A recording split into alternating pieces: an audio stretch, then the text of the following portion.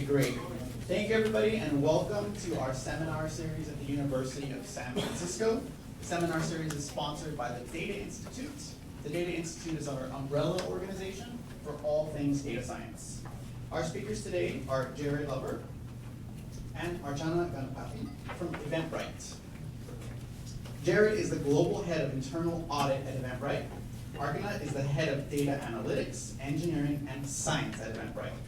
Today they're going to talk to us about the company, the role data plays, and their strategic risk management vision. Please give them a round of applause.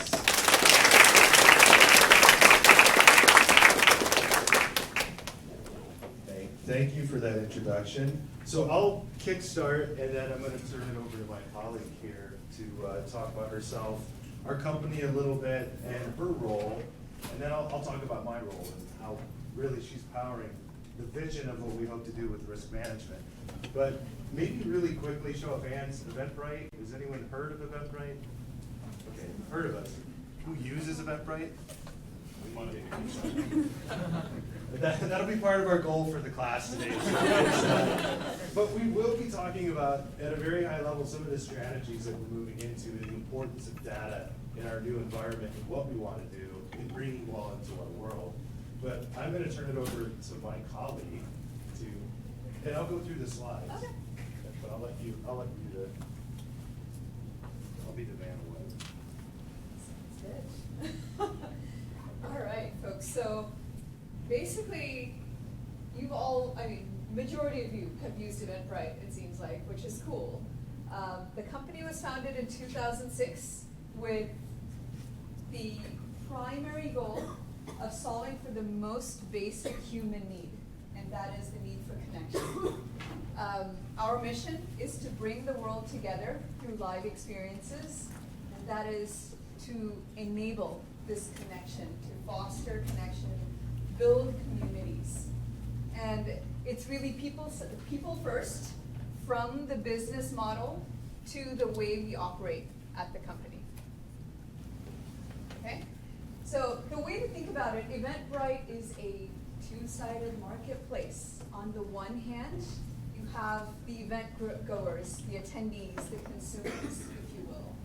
On the other hand, you have the people that are creating and hosting these events.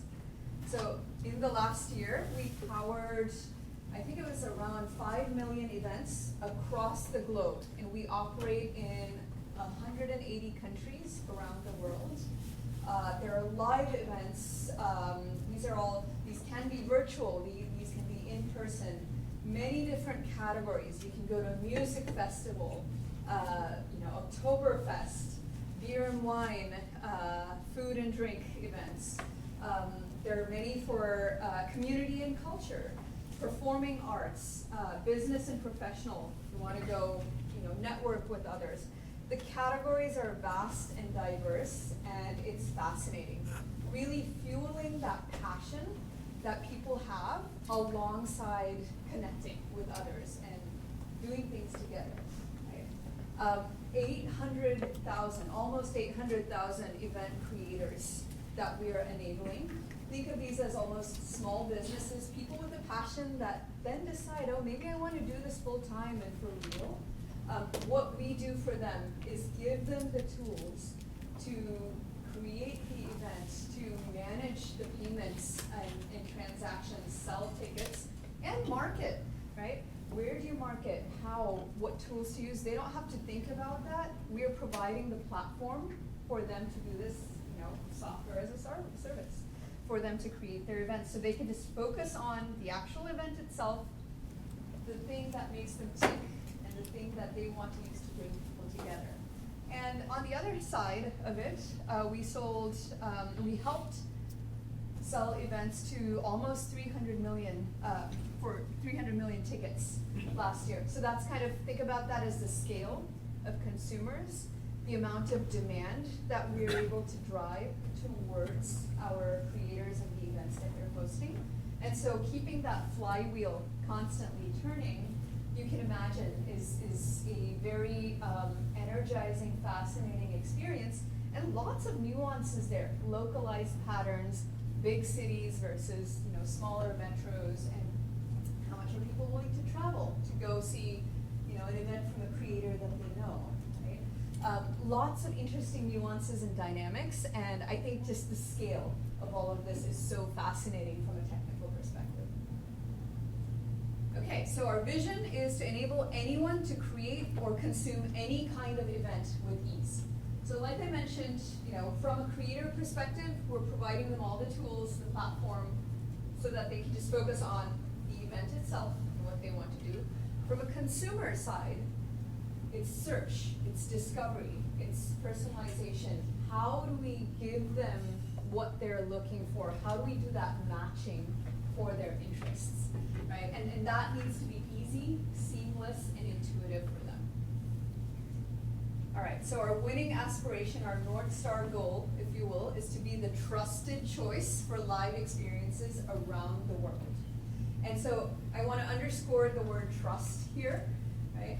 It's not, just come here and you're not sure how things are. You need that high quality. I believe that when I do a transaction with this platform, it is going to be quality. My information is protected, secure. We do right by our customers all across the globe, right? And that's no easy feat, but that's exactly the thing that keeps people coming for more and providing them that high quality experience, right? The events they go to should be awesome, should be memorable, something that they want more of, right? And that's our aspiration and our goal. All right, so you can imagine, goes without saying, data is the lifeblood of our organization for us to be able to deliver all of this for our customers. So the data org mission is to enable creators, attendees, and Brightlings. Brightlings are the Eventbrite employees, that's what we call ourselves. We want to enable all of them to self-serve on high quality data at scale to derive actionable insights that drive business impact. So that's a mouthful. But to unpack this, we have to start from the end of the sentence and work our way backwards. Right? Most important thing is driving impact. Business impact for Eventbrite comes from our customers being successful, right? So our creators as businesses need to thrive and grow for us to be successful. And our consumers need to see the impact from what all of us together with the event creators are doing for them, right? That's the impact. To have that kind of impact, you need actionable insights.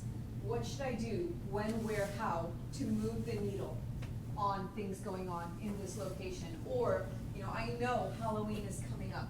What can we do ahead of time, a month ahead of time, maybe 2 months ahead of time to drive that demand on the consumer side and to drive the supply on the creator side? Go target and say, hey guys, I know you haven't created an event for a while, but I know there's going to be incredible demand. You're going to, be able to sell a lot of tickets and make a lot of money. You time it right. Okay? So it's the actionable insights that matter. To do that, you need to handle data at scale, right? So think event, the infrastructure to handle the data and all the tools internally for people to be able to leverage the data.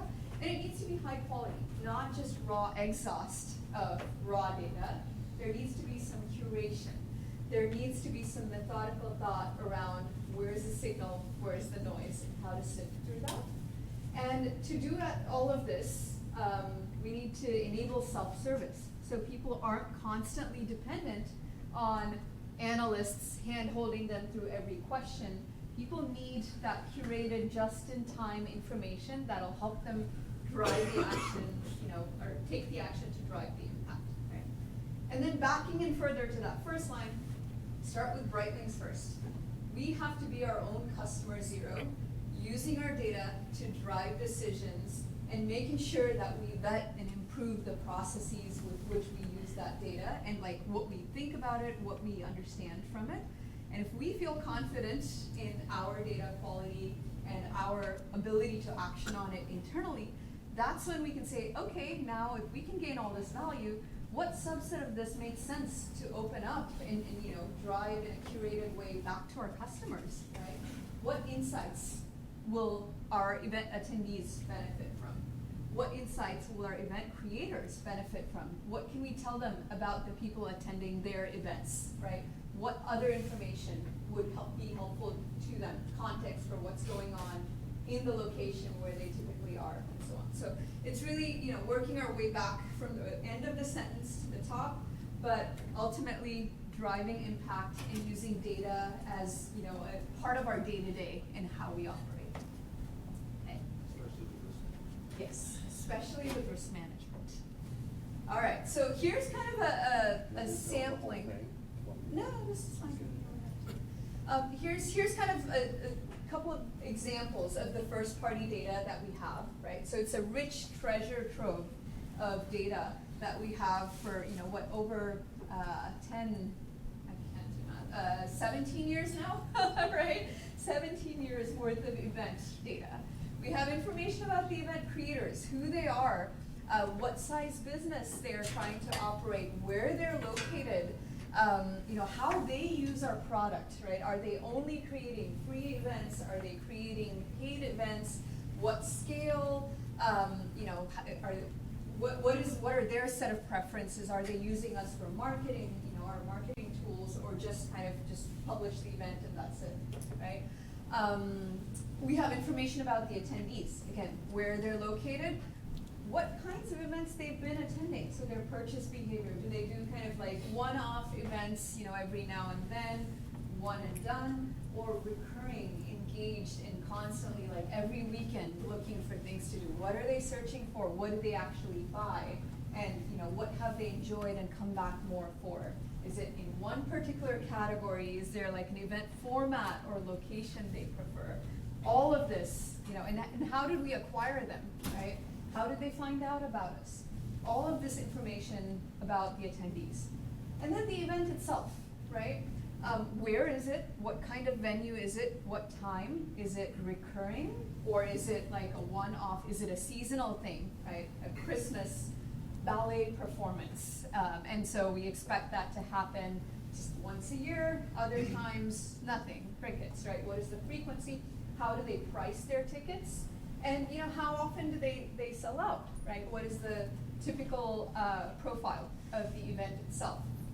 And then of course the fourth bucket there is, we know information outside of the walls of Eventbrite, what's happening around us, the emerging trends, patterns there, any seasonality, any changes, for instance, to when the pandemic was there. That was a huge change point for us, right? Suddenly you saw, okay, this is not looking good. How do we pivot our strategy very quickly so that we can sustain, survive, and double down on the creators that are trying to weather through that, enable them, focus on them, and then give them the right tools so together we can pull each other up, right?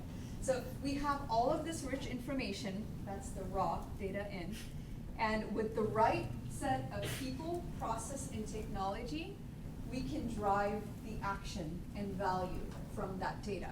So starting with the internal use cases first, product, marketing, and sales, right? How do we make those parts of the company more efficient with the data we have? How do we help marketing target the right segment of users for different campaigns and tune their ad spend and AdWords spend, right?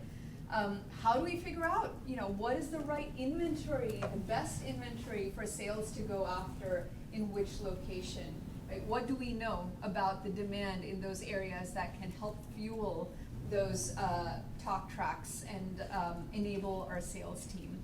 How do we proactively support our customers, right? Is it in product? Is it, when someone picks up the phone and calls our support? What do we know about our customers that we can pre-populate and funnel so that we can get ahead of problems before they happen? And of course, in product, you can imagine all the ways across the user experience that you can sprinkle data to customize, tune, and provide a better, more engaging experience for our customers. Now, once we think about that and solve for that, a subset of that then turns into very attendee-focused, richer search ranking results, customized, personalized, tuned to where they're located, what they seem to enjoy and like, and what they what people like them also enjoy and like, right? Do those curated newsletters just in time. Hey, there's this thing going on this weekend that you might be interested in. Those kinds of reach outs and push notifications. And then eventually for creators, what this turns into is efficiency gains. How can we help you with what we know so that you can create the best, most appealing events and attract a larger audience, right? And so that's really kind of how all of these pieces come together, powered by data. Okay, so there are 4 pieces, 4 pillars of this data strategy. I like to call them the 4 A's. The first one is acquisition.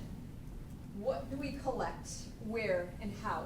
What should we measure and why, right? We have to collect data intentionally and make sure it's granular enough for the things we want to do with it, right? That goes without saying. It has to be the first step. Any new idea, any new item on the product roadmap, okay, what are the metrics, and then what data do we need to track and collect to make sure we can measure that success criteria?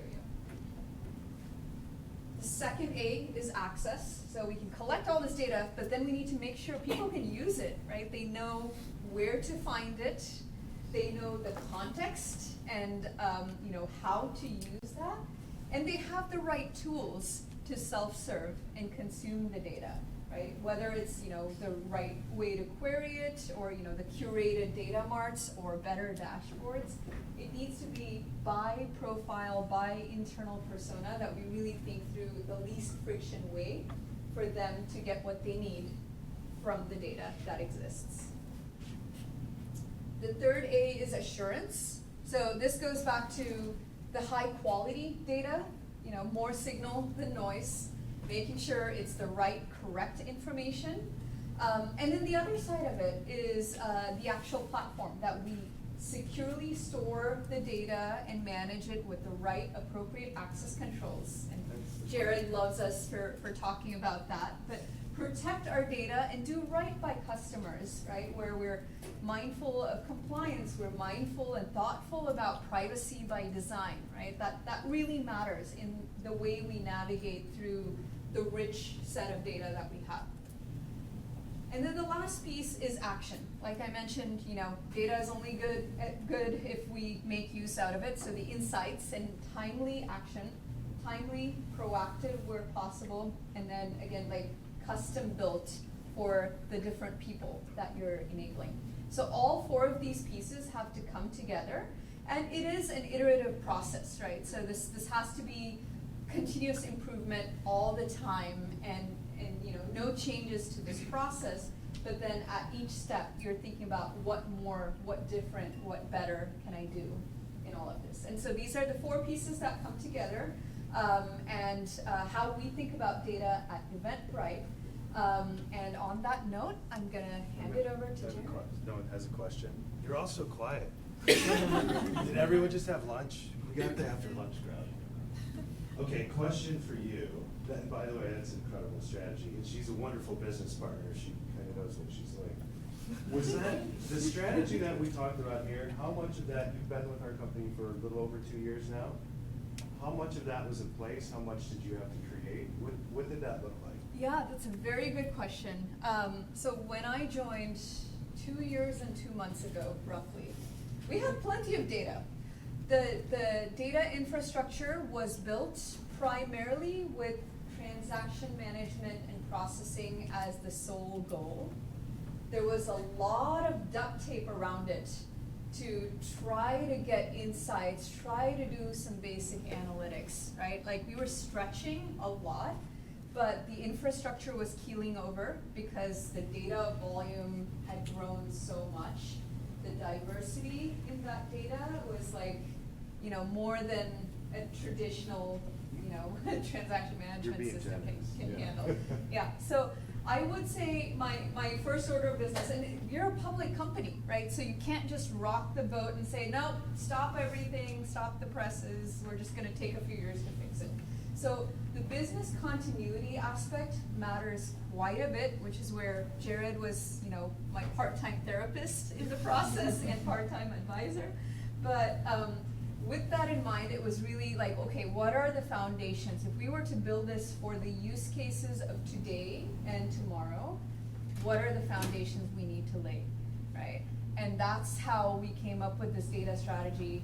The pieces matter, the infrastructure matters, the principles around who needs to be able to use what, where, and how matter, and just the culture of data and the fact that we should be collecting data, thinking metrics, thinking success criteria, and measuring it and talking about our own successes internally and externally with data. That was the piece that, over the last 2 years, it's been a journey of 1,000 miles, and we have thousands more to go. It has been an incredible journey. Thank you for that. I think, one of the things that I would say in my world, maybe quickly on my world, does anyone know what internal audit is? You've heard of internal audit, risk management, kind of. I'm not the policeman for the company, but I came on board when we went public, and one of the things in America for public companies is SOX compliance, Sarbanes-Oxley, right? So we start out with, did the controls to create the financials work? Of course, in that world, we're looking and talking about data, but it's typically focused on financial reporting data. So I had a start in this with my role, but as you came on, it really has expanded and is going to continue to expand into so many other realms. But the thing back to what I was gonna say is, data governance in environments is so important. I think for anyone to be effective in working and using data, it feels like a no-brainer, a duh. But when you say the words data governance, what does that mean? What does risk management mean? There's a lot of, I think, jargon and complexities that can be strung out, but you've done an amazing job of putting our company in a place now where I'm able to do more than just certify the financial controls and the numbers. And that's a little bit what I'm going to talk about today. So when we talk strategic risk management, it's a perspective here at Eventbrite, a little bit of our journey. So my goal is not just to be the audit guy, call me when there's a problem, or did I miss some access control? Did I do something wrong? Call Jared. That's not how it should work. My job anymore is to help advise us on where there is risk and how we can mitigate that risk. And that could be in compliance, it could be in finance, it could be in operations. I am definitely a partner on data governance because I look across the organization similar to you. It's a never-ending, very fun job, and there's some pieces and terms, and there's a slide at the end here that'll help maybe answer the universe that I work with. But my main goal right now is to take our risk management practices to the next level, partnering with Archana. And so I'm going to talk a little bit about that today. So this is a very high-level view of what my world looks like. So you've got your kind of typical internal audit. Okay, we've been doing that for a few years. I also help inform our cyber governance, risk and compliance. That's really the governance piece of cyber. I'm not our CISO, I'm not the technical expert. In fact, I'm the most general person you're ever gonna meet. My toe is dipped into so many different conversations. At the end of the day, my head is spinning. My job is to connect all of the experts. My job is to be an independent and objective consultant. So technically, I report to our board. I'm one of the only people in the company that do that. And they do that because my role is to assess risk independently. So on cyber governance, I play a role in our cyber steering committee, but I don't own our cybersecurity. And then this third bucket, which is, it's got 3 things in there. If you count, there's only 2 bullet points. Don't do the math. It's really expanding our world of risk management using not just data, but starting to use all of the tools that are out there, including machine learning and AI. And it's starting to happen. And also, it's evolving what internal auditors are. So I know we just dove into it. I've been doing this for 25 years. I have an accounting degree, which is, it worked for me, but I've done so many different things since then. If I look at my career, a lot of folks grow up in an accounting firm, they'll move to a company, they either stay and become a partner, but there's some form of auditor, compliance type person. What's happening now with an internal audit and risk management is they're starting to hire data science. The terms, we were just talking, the terms are changing. Data science, data engineers directly into my department or departments like mine to help advise in what we need to do. And it's to get ahead of risk. It's not to be an auditor after risk. It's not to do just audit work, but advise on mitigation going forward. And as you all know, data is the critical key to all of that. So departments' risk management activities are starting to evolve into this third bucket. I'll go through the 3 buckets and talk a little bit traditionally what they do and what I hope to do at Eventbrite. So traditionally, with internal audit, we do something that's called an enterprise risk assessment. So we ask a bunch of questions, we have a methodology, we come back and we actually have a real document that dialogues and documents all of our enterprise type risks across the company. And most companies, public companies, have this activity. Regulated companies, this is something that's very serious and it's very detailed. We are less regulated right now, even though we process billions of dollars in payments every year.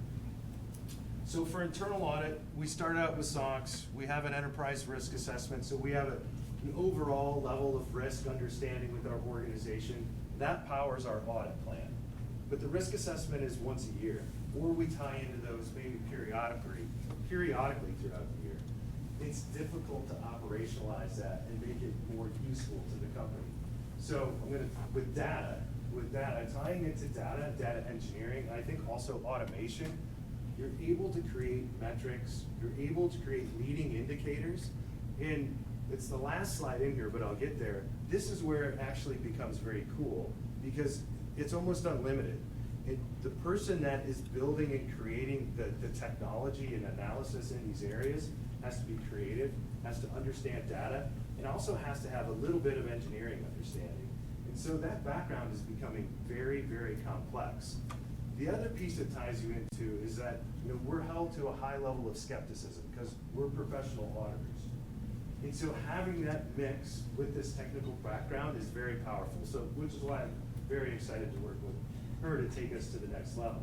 The other things up here are fairly straightforward. You can cover large populations. You can just get rid of sampling altogether. You can automate controls. You can have continuous monitoring. You can have all these cool things, not just a dashboard that someone uses, but a living dashboard with actual automation in it that helps drive better business decisions.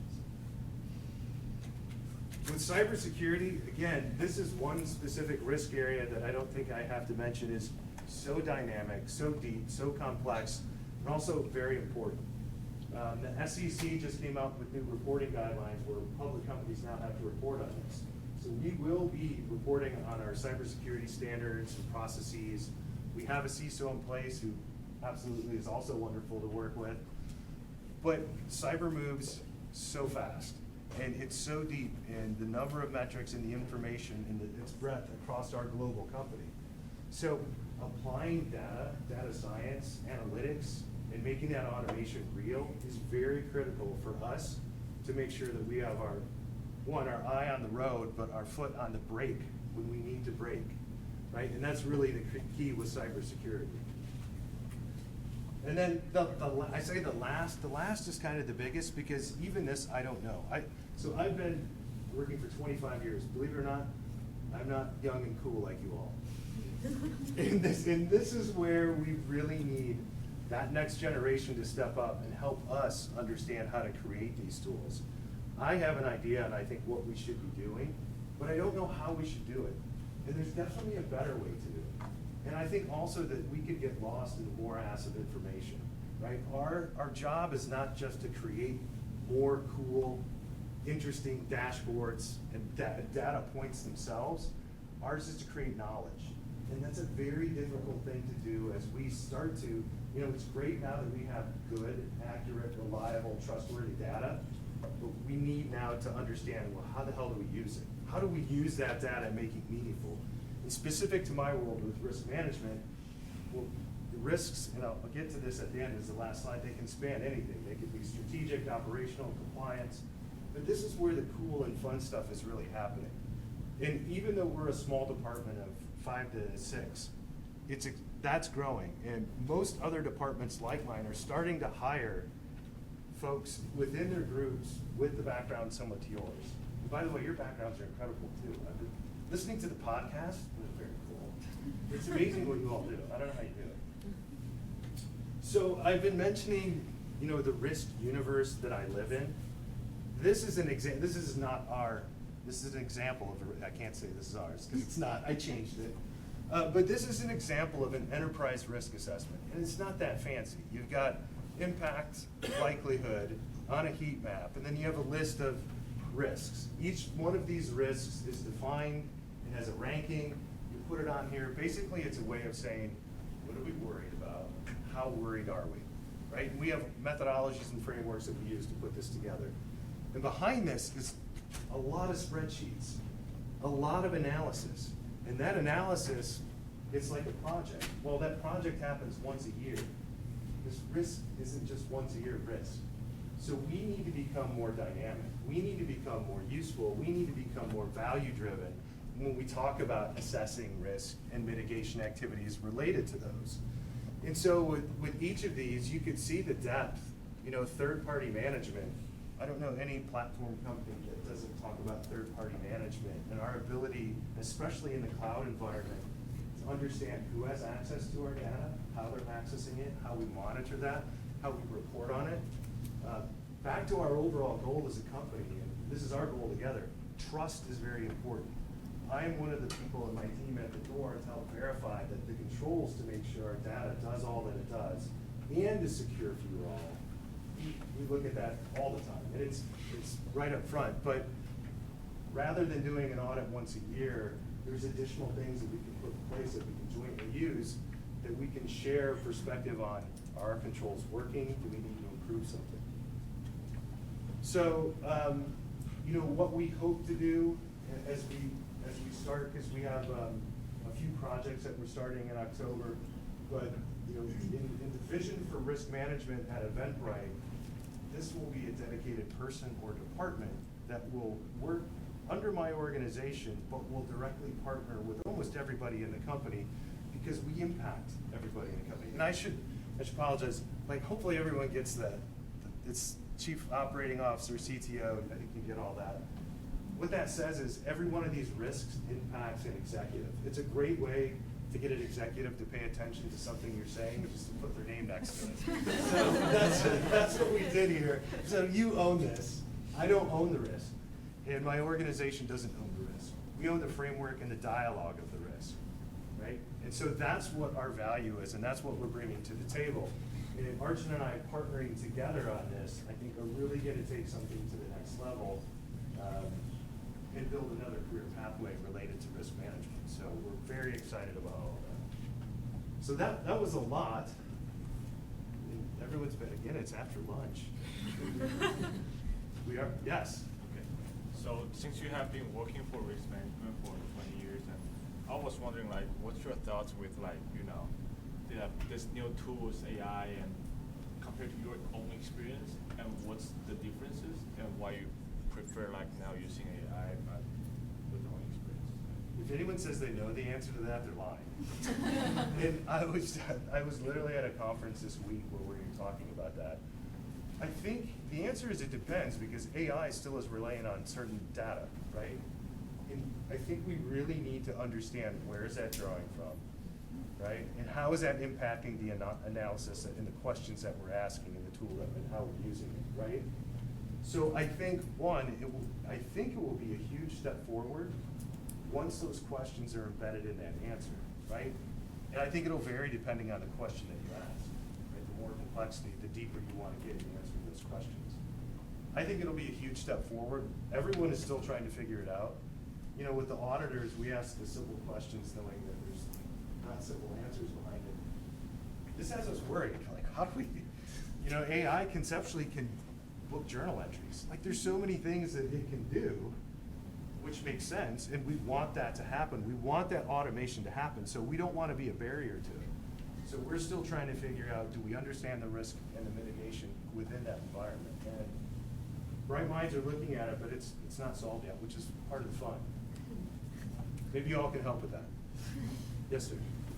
You mentioned being more proactive than reactive when it comes to risk management, and that's the dream when it comes to risk management. But how are you going about that? What kind of strategies do you have? What kind of conversations conversations are you having to make sure that that is proactive? You know, it depends on the risk, right? So if we would pick one of these, I mean, you could even say external macro environment, which, you know, if anyone, that's basically saying, do you have a glass ball? Can you predict the future?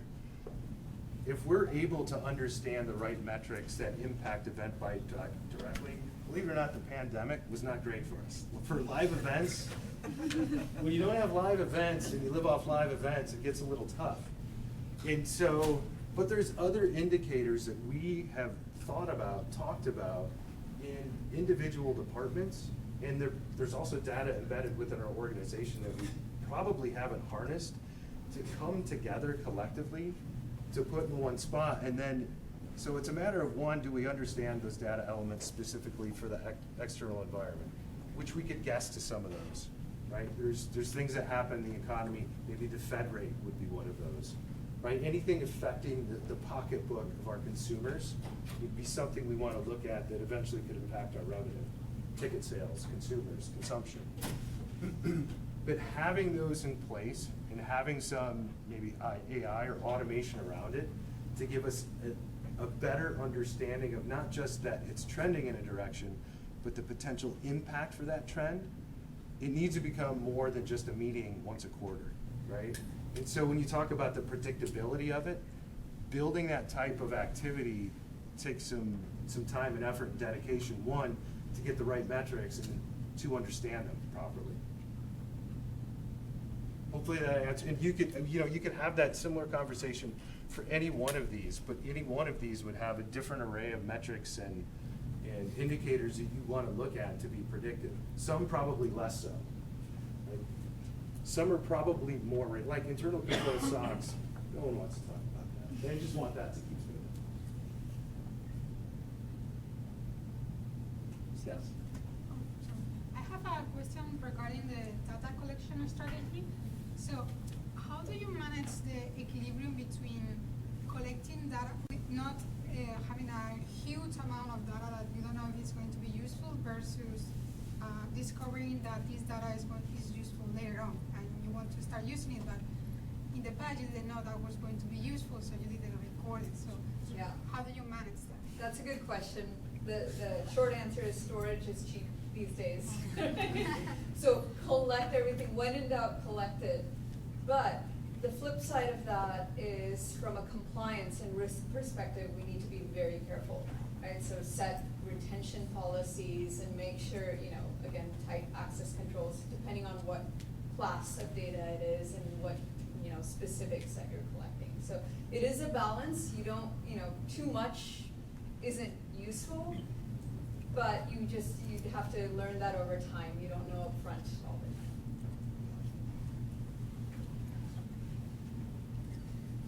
Is this data that you're collecting, is it only for analytical purposes for you internally, or it's also to adjust the algorithm for like end users like us to be recommended better events and so on? Yeah, it's both. And essentially what we use for internal analytics, the analysis itself feeds how we improve things for the end customer, right? So if we understand what are our primary segments in these different locations, then we know how to tune some of the search results and personalization for those locations. So it's both. Oh, yeah. I was just wondering, you guys have talked a lot about like the customers already within the Eventbrite ecosystem, like suggesting better events for them, trying to increase how many tickets they buy. I was just wondering, did that strategy of focusing on customers within the ecosystem like change after the pandemic versus before the pandemic, or was this always kind of just how Eventbrite operated? That's a good question. I think it was how Eventbrite was operating, but the clarity and focus around this should be the strategy. Eventbrite driving tickets, from within our ecosystem, that clarity has emerged more so, I would say, in the last year. Yeah, definitely accelerated. Maybe a follow-up that to you. So I'll ask a question to you as well. How much did your role coming on impact us accelerating the strategy itself? You're kind of the engine. I mean, it's chicken and egg, right? It's like, basically, we have to just talk to each other all the time and with the product leaders to evolve that, because there was a lot of, oh, we can't do X, Y, Z with data, so we shouldn't bother going down this path, right? Even figuring out attribution of how much of the ticket sales are because of Eventbrite driving that demand versus, you know, whatever effort creators are putting in. Figuring out those answers, you know, required us to have a sophisticated enough data stack to run the right queries and analyses, right? So did you also impact product engineering? Yes, so engineering had, you know, our back end there and how data flows in and out of parts of product have had to change. And I think it's like a continuous journey. Like I said, you know, as we do more with it, we think of other new things that we can do.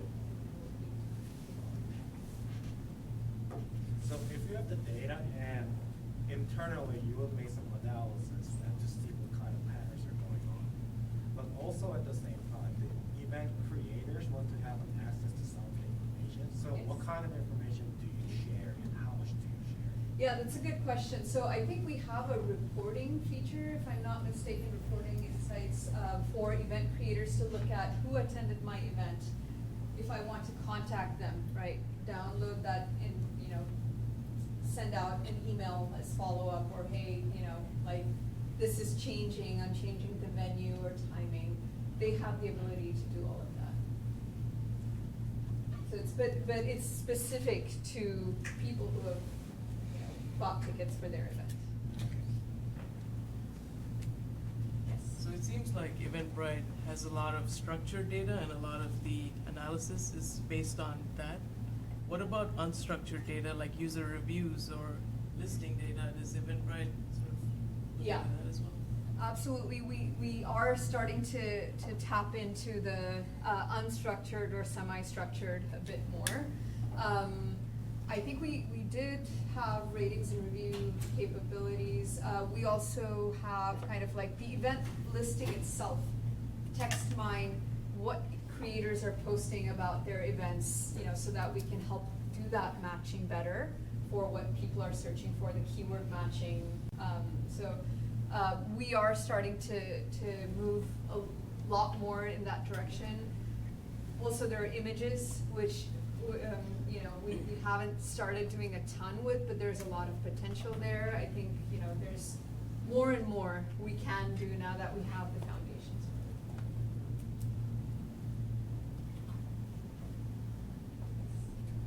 So I want to ask a question about like what kind of jobs the usually that the students is going to do is only involving like analyze the data, do this model, and it's done, or we have to like present it to a higher level, follow up. It's if the persuade others to do that, and then following up if the model is like have any impact to the overall business. The answer is yes. Okay. I think especially with, you can see, and I can point to up here, all of the areas, especially that we touch, well, that you touch too, are very sensitive and very important.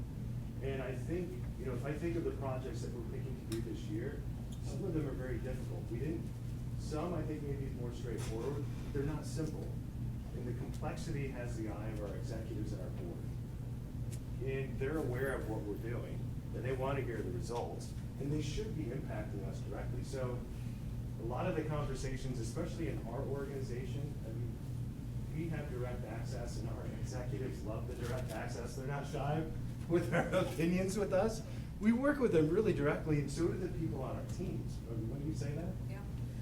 I mean, my take on it is every data role requires framing the problem, understanding the context, and to do that well, we have to engage directly with the people driving that decision. Right? And it is a cycle. You won't get it right the first time, so we have to continuously iterate to whether it's like the data ingestion itself, oh, the formatting, like does this fit in, or the analysis, like is this answering the question you need to answer to solve the problem. Right, so. Eventbrite has a lot of insights about events, the behavior of events. How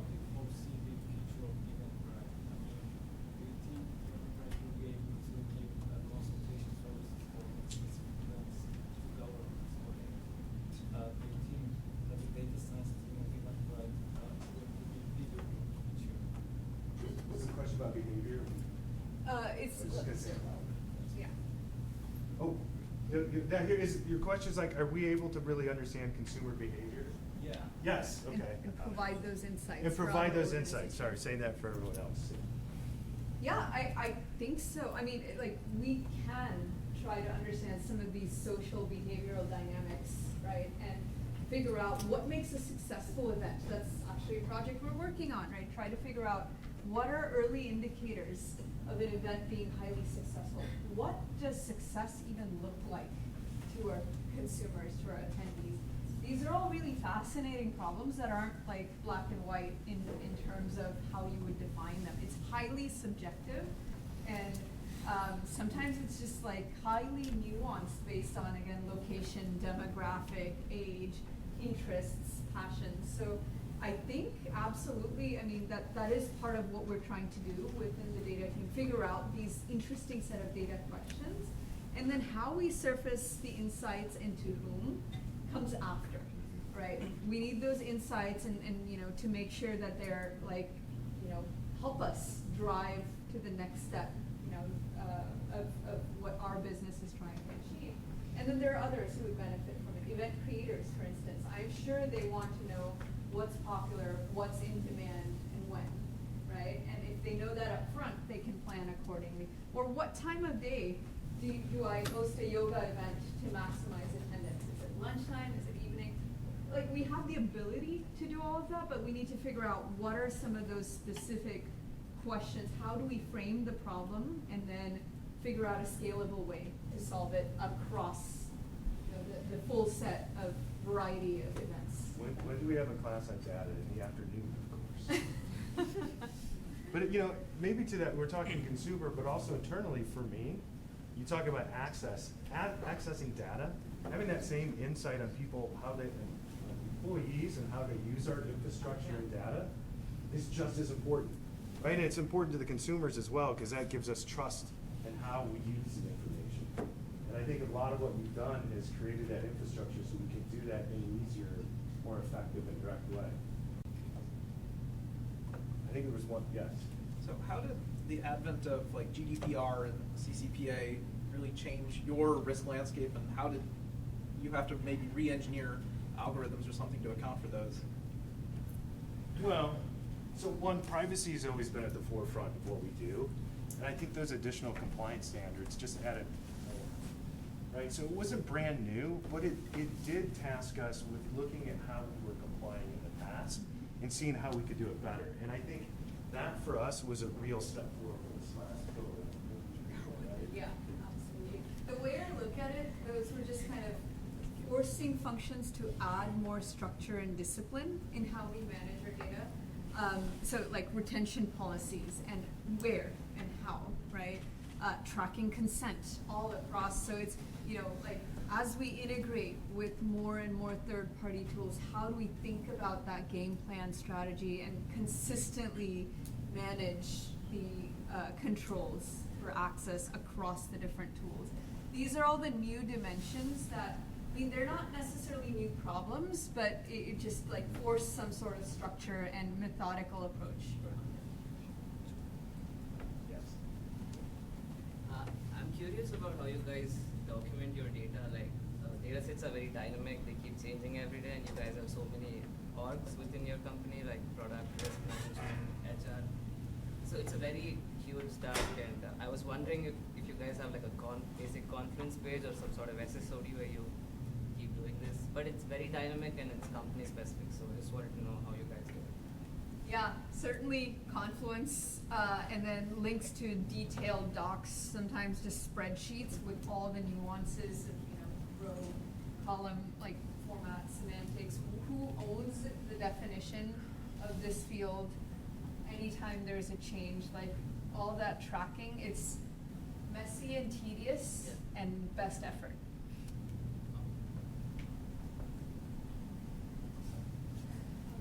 Do you want to participate in personalized advertisements for the customer? What was the question? Do we participate in personalized ads for customers? So we don't allow arbitrary arbitrary third parties to advertise through Eventbrite. That said, we do have an ads platform for event creators to advertise their events on Eventbrite. Is it specific to the user, or if so, how the data will be? So it's, I would say the user side of it, like who sees which ad, is something that we manage, and that's, you know, tied into kind of like the search ranking results piece of things, right? So the event creator does not have the ability to dictate yet who specifically should see ads to their event. Does that answer your question? Hi. Sorry. I would like to know about the mitigation you guys do for your data downtime, especially more so when you are retrieving information from third-party applications. Mitigation for data downtime. So there are two buckets, right? One is internally, right? Our infrastructure has issues and whatnot. And that we're using cloud managed services, so it's as good as any other solution. For like downtime from third-party tools, and like for instance, we will see, oh, data wasn't ingested from this tool today. So for that, it's just like monitoring, alerting when we can, and then again, it depends, right? Is it a problem on our side? Is it a problem on their side? So these are all handled as like internal incidents that we have to go. Someone gets paged, investigated, resolved. Things. Is it a time-consuming process though when you are dealing with third parties? It's no different at the end of the day. It's like your source is different, and sometimes it's a different set of APIs, but still the debugging process, you know, it's always tedious. And the more you can monitor and alert proactively, the better it is, right? Last thing you want is your customers saying, oh, this data is missing or it looks stale. And worse yet, a silent failure, especially when it comes to any, you know, financial related data.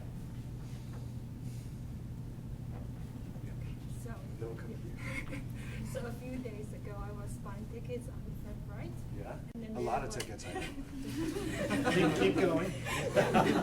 And then there was the phrase before I can get my tickets, and then question like, oh, where did you know events?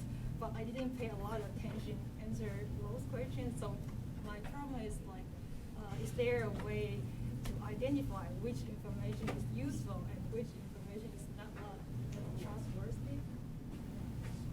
Oh, so you're saying like just to make sure I understand the question, when I, as a user of the website buying tickets, I'm asked for information on like how did you find out about me, to figure out if I'm answering honestly or accurately Yeah, or not. like you got the info and then you want to do something with the data, but Yeah. actually the data is not like correct. So is Yeah. there a way like, yeah. Yeah, so some of the data we collect is like our product is instrumented to understand usage of certain features, right?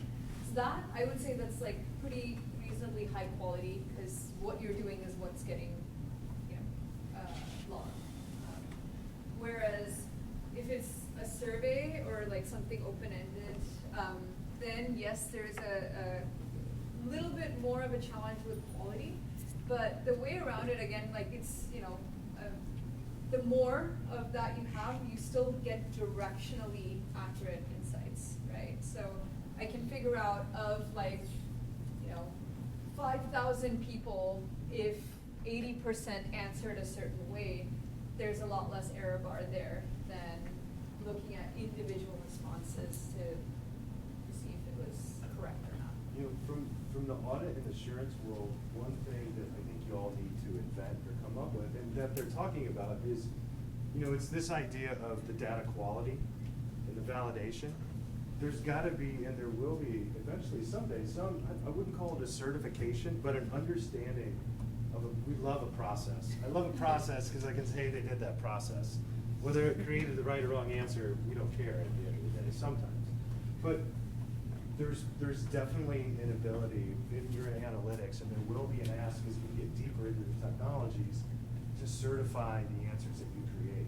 And that's my world, is I need help. I need not just the analytics, I need a perspective on how can I feel confident in this new environment with the answers that are produced with all this technology. And that blows my mind. And it's such a cool and complex answer, but your question kind of pulls on that string, right? It's a survey piece, but it speaks to all types of data and analytics. Yes? While we're talking about data quality, just want to follow up. I'm like the type of user that is always creating a new account. So like whether it be like private VLAN or emails, just to kind of, it's just what I do. So is there anything else besides like the user's account that you look for as far as like the unique identifier, whether it be like IP address or something like that? Yeah, I'm just curious. No, that's a very good question. So we have, like, users don't always have to log in, right? So that's a part of it. I think really when you look at it, during a session, what someone does, like we use all the traditional methods to identify within the session what is happening. When you're looking at cross-session, that's when it gets complicated to, uniquely identify an individual. You also have that problem, whether or not you create different, accounts, you may be using different devices, so even IP address isn't a reliable way to do it. But I think that all falls in the kind of broader, what am I trying to understand about users more broadly?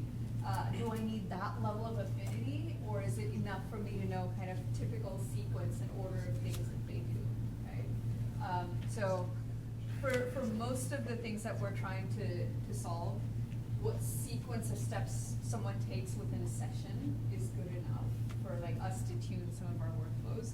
Now, broader profiles, personalization, that's the kind of thing where we're better off just asking and saying, hey, tell me about yourself, right?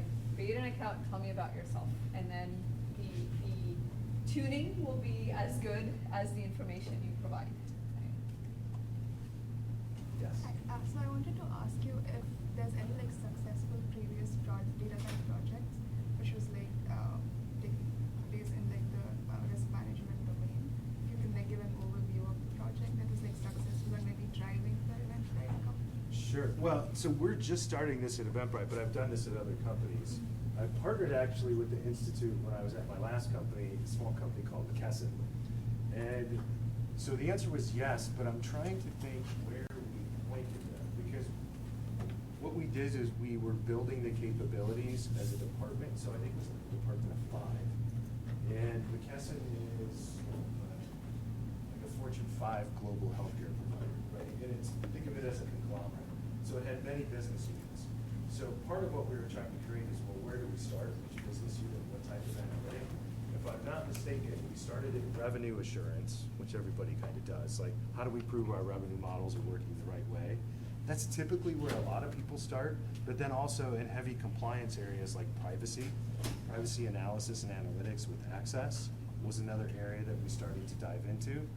And I think those are typically where a lot of departments start. We're kind of starting there ourselves, but I think that the significant and the real value add is more the operational type risks, especially the ones that you see up here.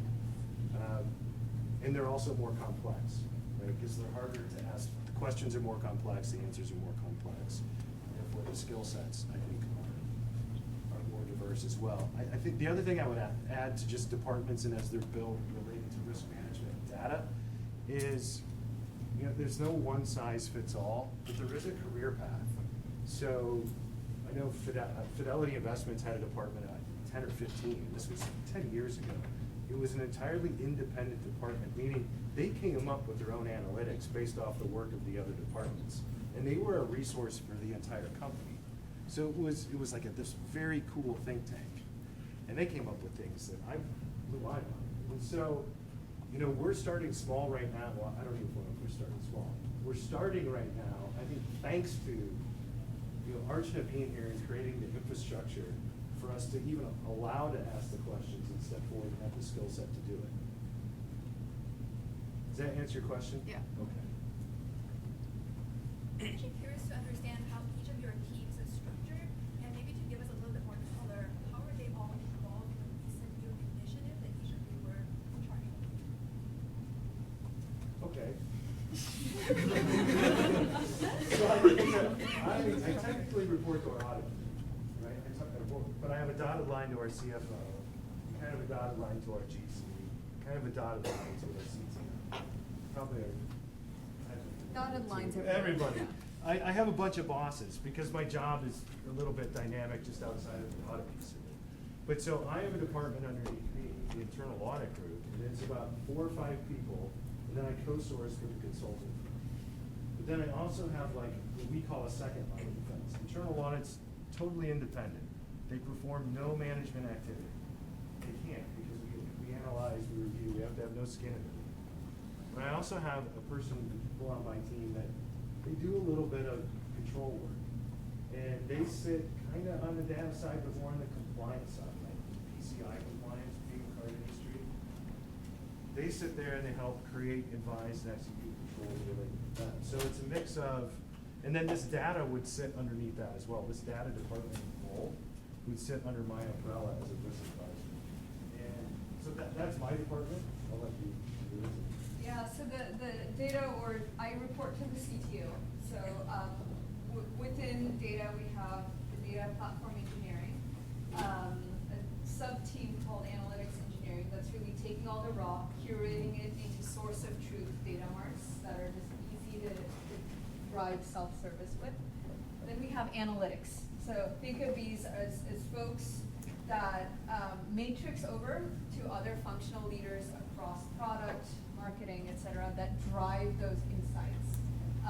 Help them define success criteria. What are the input metrics, and you know, what outputs do we expect? What experiments to run, et cetera. And then the other team I have is the machine learning and data science. So that's the team that takes kind of what we have and are able to leverage internally and build the data pipelines to then plug it back to power product features. So the recommendation engine, personalization, et cetera. So those are the 4 buckets. And the way I see the relationship between the teams, Jared's team kind of provides us requirements, consults on, you know, where are the gaps in our processes, in our infrastructure, how to harden them, and then just advises us on, you know, where are the gray areas and how to make them a lot more clear cut from a, you know, who's using what, who's doing what with the data, and how to think through it more methodically, right? So kind of a collaborator, partner, advisor, therapist as needed. Our first call, 911 call, if ever needed. Thankfully, haven't had to use that, but. Yeah, I would totally agree. The thing I would say also, doing this for 25 years, the role that you all are stepping into, the role that you do, if it's not in place, I couldn't even consider the projects that I'm talking about. I mean, I could, but you know, back in the old days, you know, when they had horse and buggy, you'd have to buy some separate software because you wouldn't trust your infrastructure. You'd have to get someone to understand your data. You'd have to you know, all of these things are now internal, and it's not just an internal. They're incredible, right? They're very good. So we have support roles for each other. You know, my goal is to enforce policy, so the data, all the infrastructure that she's looking to use is working the right way. So I'd say policy mechanism, that's how I think about it, right? And governance is where like the worlds really overlap a lot.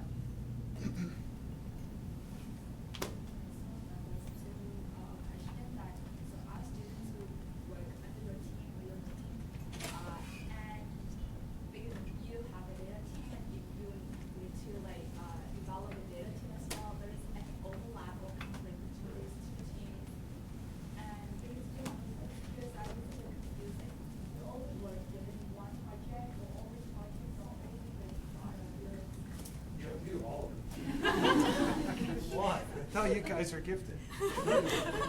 No, we're going to be selective. And so the answer is, we work together. I don't want to be redundant to her organization, but at the same point, I need to be somewhat independent. And like what I have not seen is the true CPA, CIA, like there's all these certifications, auditor certifications, tied with the data. It's starting to happen, but I need someone with that kind of audit mindset to then be sitting closer to me and still partnering with her and her organization. They will, is that, Yeah, I was gonna say, I see it as complementary, Yeah, like, for sure. you can direct solid line in that org and still going to end up partnering, dotted lining into the data org, that's just the nature of things. We see that in some other functions as well, where just, like, the way they need to operate is fundamentally very different from how we operate, right? And that's just by nature of the org structure, the org they're in, the stakeholders they're solving for.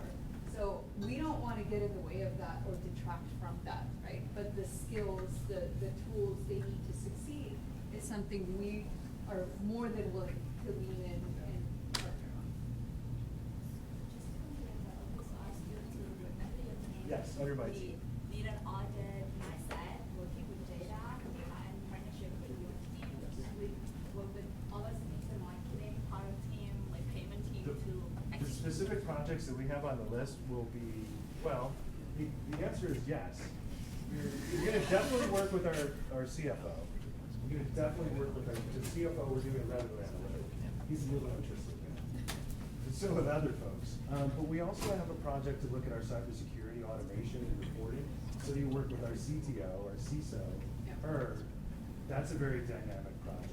And then the third project we have is called the monthly operating review, which is it's an operational review. So it's looking at all the operations of our company. Now that project, we're gonna look at a specific payment, but it could focus on payment optimization, security. If you think of us as, we are a platform for live events, but we process a tremendous amount of payments through our four walls. And so that third project could be really cool because they may have a say in exactly what we pick out of that operational meeting itself. It's part of the scariness and part of the fun.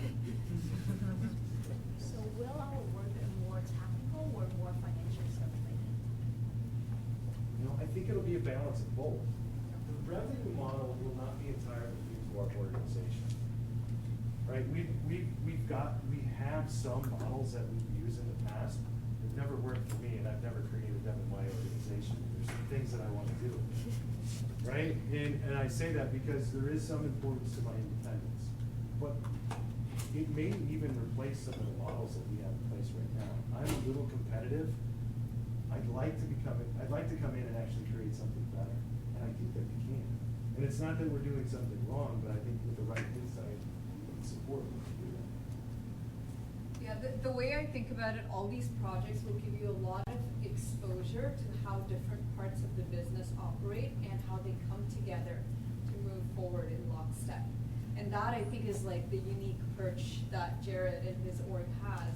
And, you know, the tools, the skills, you have a lot of that, and, you know, we can offset the rest very easily. But, you know, having that ability to understand how these things work in lockstep and how to move them to align and converge is really cool, especially as you're starting out your career.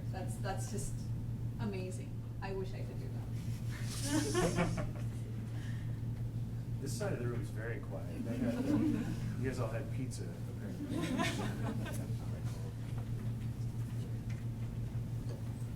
I mean, assuming your competitors are doing similar things for like model optimization and such, how does Eventbrite really like hope to evolve their use of data or market their product as like the leading, I guess, event? Good question. I mean, this day and age, everyone's doing a lot with data. I think our competitive advantage is the customers we already have and the brand name that we've created for ourselves.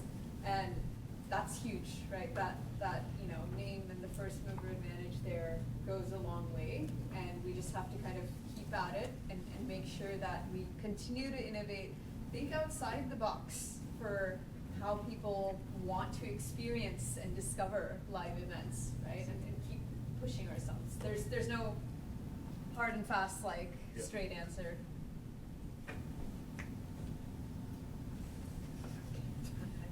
Yes. So as I know, internal audit is pretty scary in some organizations. afraid of the mustache. No, but like in my previous organization, it's pretty scary. Yeah. So for this task we had to build a very cool dashboard and, you know, explore what, you know, different metrics we can build, right? So what is the level of creativity we as students can, you know, allow to build this project? I think we're counting on your creativity. And I really, really mean that, because if I'm designing, I'd say it's my team. If I'm designing or doing something right now, we failed. I know the objective, I know what's good, I don't know how to create it. I need that fresh and open mind to come in and help us get to that next level. And that's the fun part of it. You know, and something about what we're doing with these projects too, we're fearless. Like our bosses and us ourselves, we take chances. And sometimes those chances don't work, but we're not penalized for that. And we take accountability to it. And that's just a cultural thing for us at Eventbrite. It's one of the reasons why, you know, I've been here for over 5 years. We can take chances and have successes and failures without feeling like it's gonna end our day. Yeah, I will +1 that and say, like, this is one of the most low ego environments that I've worked in. I really mean that, I'm not just saying it, right? Like, you can literally Slack anyone on the executive staff and just ask a casual question and they will respond. They will engage and they're excited and motivated to kind of like encourage people to be creative and take chances on all of us. And we're not scary in internal audit. we all have a serious job and we take it very seriously. But we have fun. Yes. You talked about building a revenue model, or like starting from scratch, you're building on what you've had so far. So do you have an idea of what frameworks you want to use, or what types of tools you want to leverage, or what it's going to look like? We do, but I think part of the project being seen is even at the right path, right? And I think especially maybe on the tool side, I mean, we've got some really smart people, but you know, part of our role is to challenge that in a positive way, and then also say what's happening out there that we're not aware of, and how can we make it better? It'll be fun.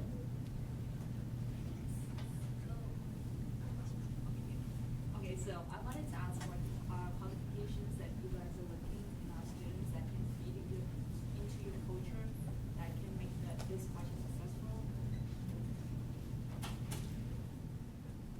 My top 2 are intellectual curiosity and, of course, just like thinking data, right? Always on the lookout for gathering information. What more would make us better? I totally agree. I think you just need to be a little bit fearless. Yeah. Right? You know, the projects we created, I didn't put softballs out there. I didn't put easy projects on the list. I really want to do something challenging and make it meaningful. And so this person should be afraid to fail. It might fail, but that's not failure for us. Failure just feeds into the continuous learning. It really does. It really truly does. Yes, Jim. So, we as engineers or data scientists working on projects, how important it is for us to know the business domain to be successful on this project? I think that's generally important for all engineers to try to wrap their head around the business. We're not when I came into Eventbrite, I didn't know everything about Eventbrite and its business models, like far from it, right? My previous gig was at an enterprise software company where I really understood enterprise B2B, but this whole consumer side of it was like, wow, Wild West for me to learn. So I think just like, again, you know, the willingness to learn and you know, wrap your head around what the business model is over time is important. And I think it informs how you approach your problem. But we don't expect you to have that, you know, the day that you walk in the door. For sure. Yes. Does experimentation play a big role at Eventbrite? Do you run a lot of A/B tests and you use that to validate your ideas? Yes, very much so, especially, you know, in product, any changes that we're making for, you know, to the user experience, we run A/B tests, experiments, use that to figure out go, no go.